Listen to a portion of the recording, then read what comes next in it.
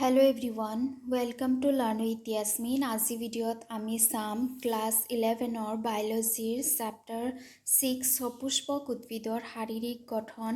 আজিৰ আমাৰ যিটো টপিক আছে সেইটো হ'ব বহিস্থকীয় কলাতন্ত্ৰৰ এটা উপাদান যিটো পত্ৰৰন্ধ্ৰ, ৰাইট? বহিস্থকীয় কলাতন্ত্ৰ তিনিটা উপাদানৰ দ্বাৰা গঠিত হয় আমি পাইছিলোঁ। এটা আছিল কি বহিস্থকীয় কোষ, যিটো আমি আগৰ ভিডিঅ'ত আলোচনা কৰিছোঁ। নেক্সটটো আছিল পত্ৰৰন্ধ্ৰ আৰু এটা আছিল কি বহিস্থকীয় উপাংগ, হয়নে?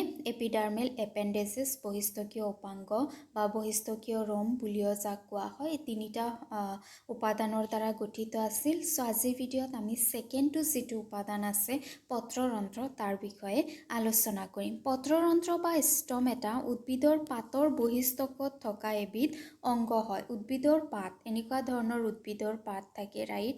উদ্ভিদৰ যিটো পাতৰ ছাৰ্ফেচ আছে সেই ছাৰ্ফেচত এনেকুৱা কিছুমান ৰন্ধ্ৰ থাকে, যিবোৰ ৰন্ধ্ৰ আমি আমাৰ খালী চকুৰে দেখা নাপাওঁ। এই ৰন্ধ্ৰবোৰৰ মাজেৰে উদ্ভিদৰ যি শ্বসন প্ৰক্ৰিয়া আছে সেই প্ৰক্ৰিয়া সম্পূৰ্ণ হয়, অৰ্থাৎ ৰন্ধ্ৰবোৰৰ মাজেৰে উদ্ভিদে অক্সিজেন এৰি দিয়ে আৰু কাৰ্বন ডাই অক্সাইড গ্ৰহণ কৰে।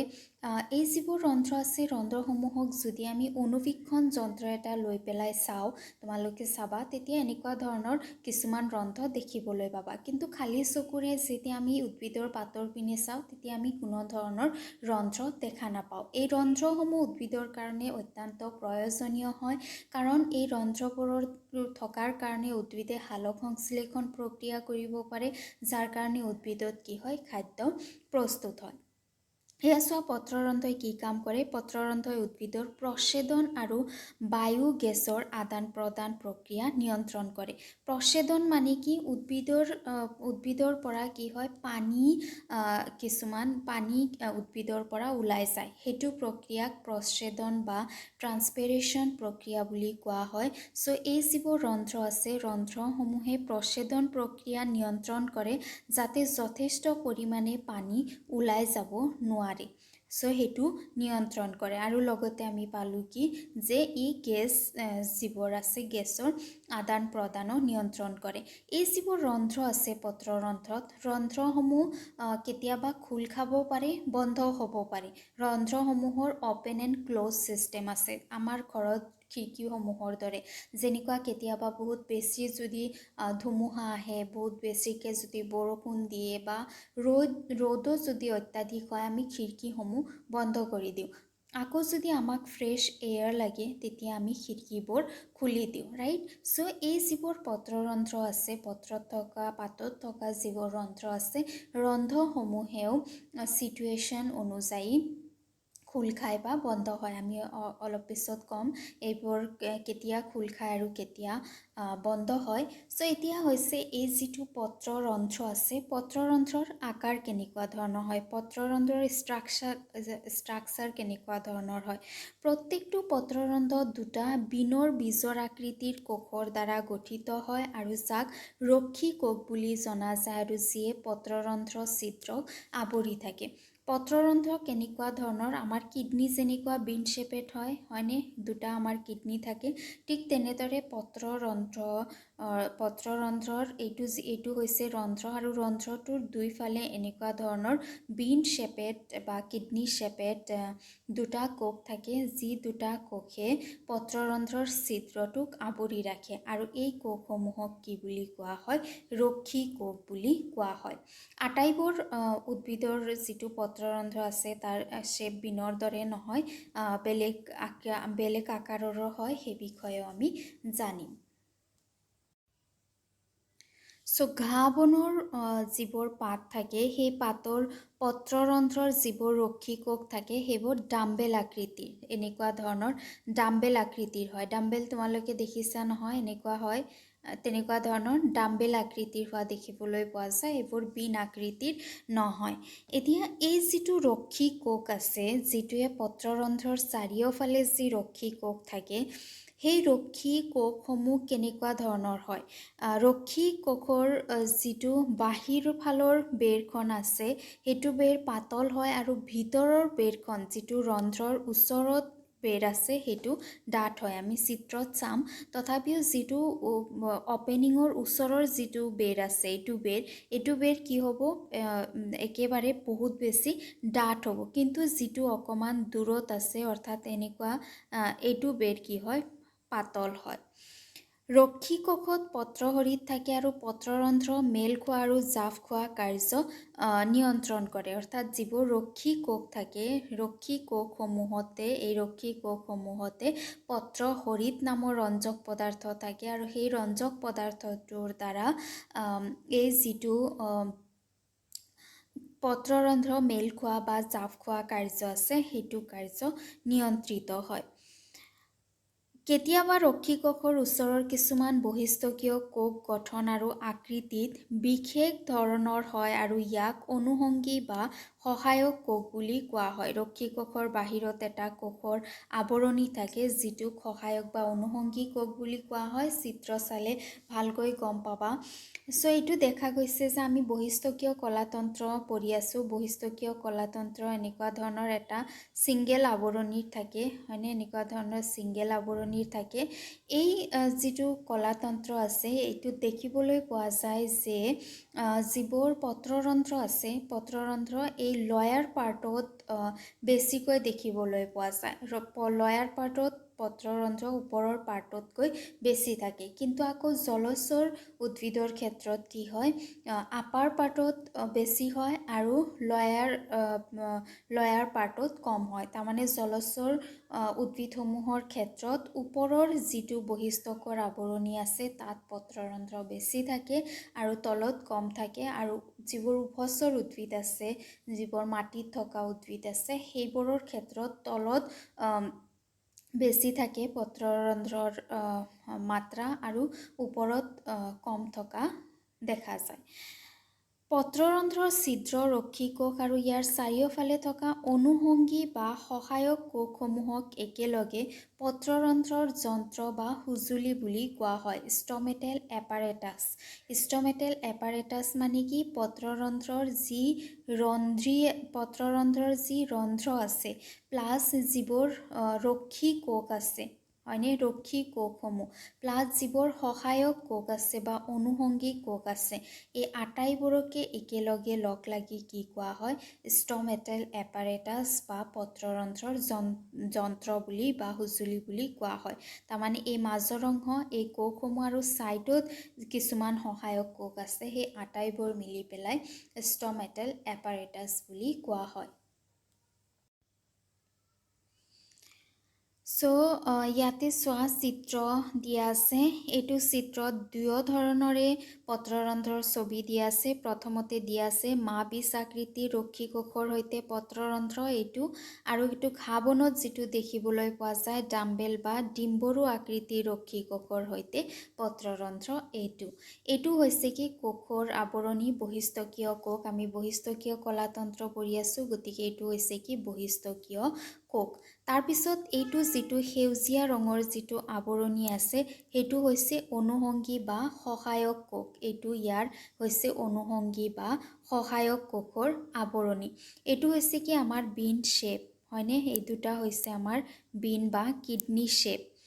এতিয়া এই শ্বেপৰ ভিতৰত যি কিছুমান সেউজীয়া ডট দেখা গৈছে, সেইবোৰ হৈছে হৰিতকণা, যিয়ে পাতটো মেল খোৱা বা বন্ধ হোৱা কাৰ্য যিটো আছে সেইটো ডিচাইড কৰে, হয়নে। তাৰপিছত ৰক্ষী কোষ, এইবোৰ হৈছে কি, এইবোৰ হৈছে ৰক্ষী কোষ। এই দুটা ডাম্বেল দুটা হৈছে কি ৰক্ষী কোষ। আৰু ৰক্ষী কোষৰ ভিতৰত যিটো বগা ৰং আছে, সেইটো হৈছে পত্ৰৰন্ধ্ৰৰ ছিদ্ৰ। ইয়াতে চোৱা, এইটো হৈছে পত্ৰৰন্ধ্ৰৰ ছিদ্ৰ, এইবোৰ হৈছে ৰক্ষী কোষ। এইটো ডাম্বেল দুটা যে আছে, সেই দুটা হৈছে ৰক্ষী কোষ। চ' চিত্ৰৰ পৰা বুজি পালা কোনটো কি অংশ হয়। এতিয়া এটা বস্তু আমি চাম যে কেতিয়া ষ্টম এটা বা পত্ৰৰন্ধ্ৰ খোল খায় আৰু কেতিয়া বন্ধ হয়। আমি চাম পত্ৰৰন্ধ্ৰ খোল খোৱা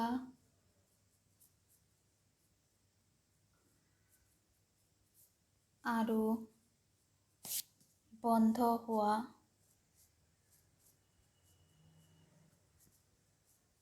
প্ৰক্ৰিয়া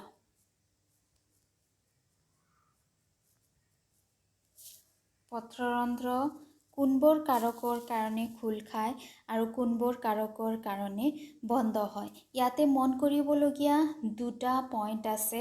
প্ৰথমটো পইণ্ট হৈছে যদি ক'ৰবাত সলিউট কনচেনট্ৰেশ্যন বেছি থাকে তেতিয়াহ'লে তাতে পানীৰ পৰিমাণ কম হৈ যায়।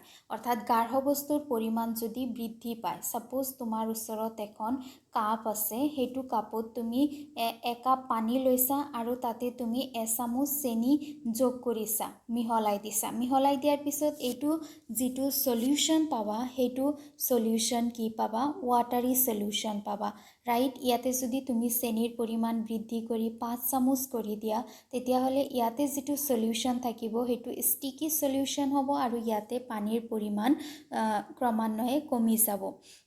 এইটো এটা পইণ্ট। আৰু এটা নেক্সট আৰু এটা পইণ্ট হৈছে যে পানী সদায় কি হয়, হায়াৰ কনচেনট্ৰেশ্যনৰ পৰা লয়াৰ কনচেনট্ৰেশ্যনত যায়। হায়াৰ কনচেনট্ৰেশ্যনৰ পৰা ক'ত যায়? লয়াৰ কনচেনট্ৰেশ্যনত। অৰ্থাৎ ক'ৰবাত যদি পানীৰ পৰিমাণ বেছি আছে, তাৰ পৰা পানী সদায় কম থকা যিটো তৰপ আছে তালৈকে গতি কৰে। এতিয়া চোৱা, যেতিয়া কি হয়, প্ৰথমটো আমি এটা প্ৰক্ৰিয়া চাওঁ য'ত পত্ৰৰন্ধ্ৰ খোল খায়।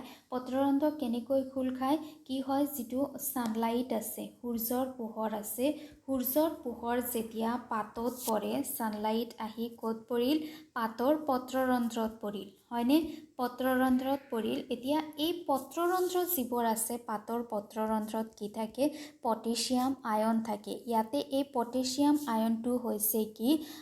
Solute concentration. তাৰমানে এইটো হৈছে এটা গাঢ় বস্তু। যেনেকুৱা আমাৰ কাপত চেনিটো গাঢ় বস্তু আছিল, ঠিক তেনেদৰে ইয়াতে পটেছিয়াম আয়নটো হৈছে গাঢ় বস্তু, হয়নে? যেতিয়াই ছানলাইট পত্ৰৰন্ধ্ৰত পৰিব, পত্ৰৰন্ধ্ৰত পৰাৰ লগে লগে এই পটেছিয়ামৰ পৰিমাণ বৃদ্ধি পাব। পটেছিয়াম আয়ন অৰ্থাৎ গাঢ় বস্তুটোৰ পৰিমাণ বৃদ্ধি পাব। যেতিয়া গাঢ় বস্তুটোৰ পৰিমাণ বৃদ্ধি পাব, তেতিয়া কি হ'ব যে পত্ৰৰন্ধ্ৰৰ যিবোৰ ৰক্ষী কোষ আছে, পত্ৰৰন্ধ্ৰত বিন শ্বেপেড বা ডাম্বেল শ্বেপেড যিবোৰ ৰক্ষী কোষ আছে, ৰক্ষী কোষত যি পানীৰ পৰিমাণ আছে, পানীৰ পৰিমাণ কি হৈ যাব?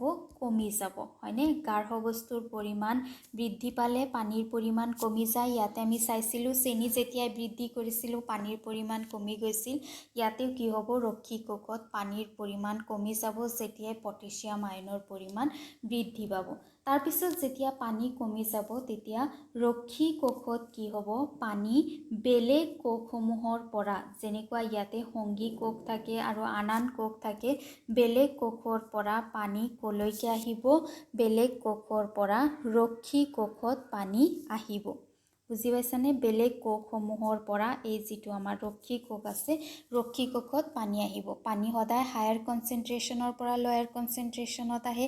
যিহেতু ৰক্ষী কোষত পানীৰ পৰিমাণ কমি গৈছে, গতিকে বেলেগ কোষত য'ত পানীৰ পৰিমাণ বেছি হৈ আছে, তাৰ পৰা মুভ কৰিব ক'ত? ৰক্ষী কোষত। বুজি পালা? এতিয়া যি ৰক্ষী কোষ আছে, ৰক্ষী কোষৰ আমি জানো যে দুটা আৱৰণি আছে। ইয়াৰে যিটো বাহিৰৰ আৱৰণি আছে সেইটো পাতল হয়, পানী সহজে পাৰ হৈ যাব পাৰিব, কিন্তু ভিতৰৰ আৱৰণিটো ডাঠ হয়, ইমান সহজে পানী পাৰ হৈ যাব নোৱাৰে। গতিকে ইয়াত পানী অহাৰ লগে লগে যিবোৰ ৰক্ষী কোষ আছে, ৰক্ষী কোষসমূহ ক্ৰমান্বয়ে ফুলি উঠিব। ৰক্ষী কোষ কি হ'ব? ফুলি উঠিব। ফুলি উঠিব ৰক্ষী কোষসমূহ। ৰক্ষী কোষসমূহ ফুলি উঠা মানে কি? ভিতৰত যিটো প'ৰ আছে, যিটো ৰন্ধ্ৰ আছে, ৰন্ধ্ৰটোৰ পৰিমাণ ক্ৰমান্বয়ে বৃদ্ধি পাব, অৰ্থাৎ ৰন্ধ্ৰটো খোল খাব। ইয়াতে কি হ'ব? যিটো পত্ৰৰন্ধ্ৰৰ ৰন্ধ্ৰ আছে, ৰন্ধ্ৰ খোল খাব।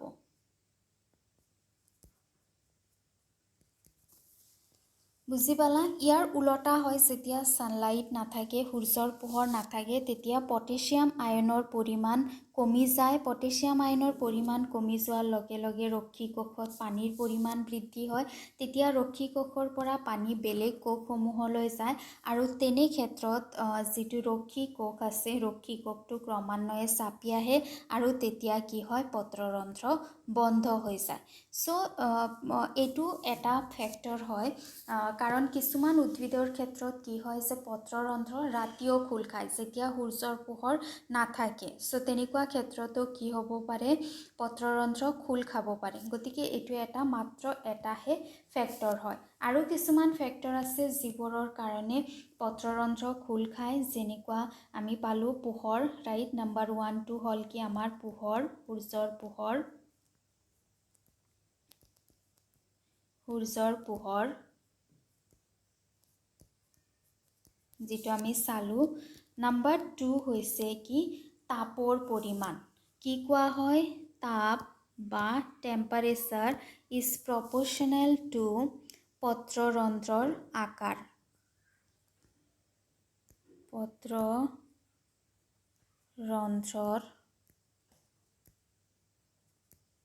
আকাৰ। তাপ প্ৰপৰ্চনেল টু পত্ৰৰন্ধ্ৰৰ আকাৰ। ইয়াৰ মানে হৈছে যে যেতিয়া তাপৰ পৰিমাণ বৃদ্ধি পায় তেতিয়া পত্ৰৰন্ধ্ৰৰ আকাৰ বৃদ্ধি পায়। যেতিয়া তাপৰ পৰিমাণ কমি যায় তেতিয়া পত্ৰৰন্ধ্ৰৰ আকাৰ কি হৈ যায় বন্ধ হৈ যায়, পত্ৰৰন্ধ্ৰৰ আকাৰ সৰু হৈ যায়।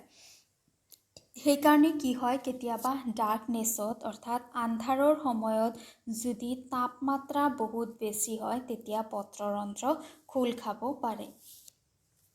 নাম্বাৰ 3 ফেক্টৰ বা কাৰক হৈছে carbon dioxide. Carbon dioxide is inversely proportional to পত্ৰৰন্ধ্ৰৰ আকাৰ। পত্ৰৰন্ধ্ৰৰ আকাৰ। এই ক্ষেত্ৰত কি হয় যে যেতিয়া কাৰ্বন ডাই অক্সাইডৰ পৰিমাণ বৃদ্ধি পায় তেতিয়া পত্ৰৰন্ধ্ৰৰ যিটো প'ৰ আছে সেইটো বন্ধ হৈ যায়। তাৰমানে কাৰ্বন ডাই অক্সাইডৰ পৰিমাণ বাঢ়ি যোৱাৰ লগে লগে ৰন্ধ্ৰ বন্ধ হৈ যায়। আকৌ কাৰ্বন ডাই অক্সাইডৰ পৰিমাণ যদি কমি আহে তেতিয়াহ'লে ৰন্ধ্ৰ কি হয় খোল খায়।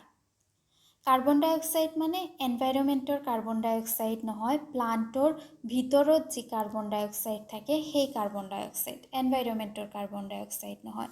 তাৰপিছত আৰু এটা কাৰক হৈছে অক্সিজেন। অক্সিজেনেও পত্ৰৰন্ধ্ৰ খোলা আৰু বন্ধ হোৱাৰ ওপৰত প্ৰভাৱ পেলায়। নাম্বাৰ 5 হৈছে পানীৰ পৰিমাণ।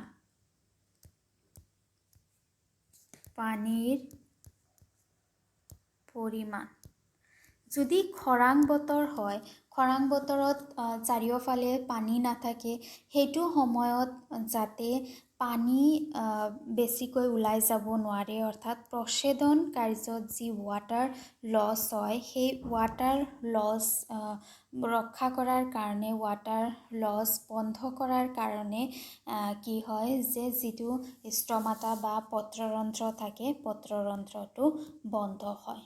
চ' এইবোৰ কিছুমান কাৰক আছে যিবোৰৰ ওপৰত পত্ৰৰন্ধ্ৰ খোল খোৱা আৰু বন্ধ হোৱা প্ৰক্ৰিয়া নিৰ্ভৰ কৰে। আজি ভিডিঅ' ইয়াতে সামৰিছোঁ। ভিডিঅ' কেনেকুৱা পাইছা জনাবা। ভাল লাগিলে লাইক কৰিবা আৰু প্লিজ চেনেল ছাবস্ক্ৰাইব কৰিবা। Thank U.